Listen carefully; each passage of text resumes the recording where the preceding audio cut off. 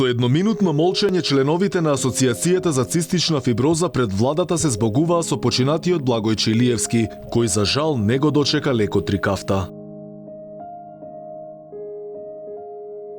Родители на деца болни од цистична фиброза во име на сите пациенти и асоциацијата ја изразија последната почит за Илиевски. Тие посведочија и за неговите последни зборови, што тој ги кажал пред да почине.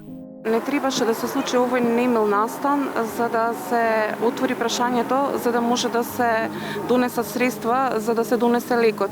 Значи, мислам дека сме европска демократска држава и во 21. век кога има болни од лек, мислам жалосно е да почине, а да не го добие лекот.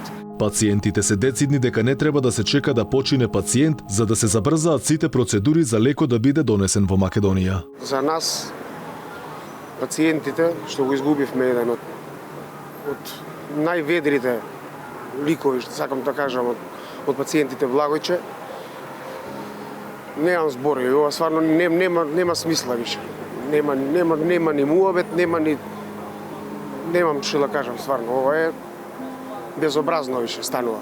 По смртта на Благојче се огласи и премиерот. Димитар Ковачевски во обид да се правда го обвини министерот Беким Сали. Уште утрово се преземени конкретни чекови.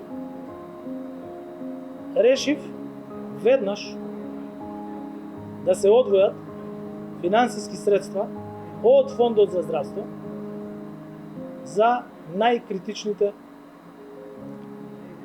болни од цистична фиброза. До премиерот имаше и дел од прашањата кои не му се допаднаа. Зошто после 2 години тек сега ќе се реши? Второ прашање. И Беким Сали не се чувствува најодговорен. Неговото министерство вели не било клучен фактор што Илиевски не го дочекал лекот трикафта. Прашан дали чувствува одговорност за смртта на младиот битолчанец, рече дека навреме пријавиле и побарале поддршка од владата и финанси за набавка на терапија.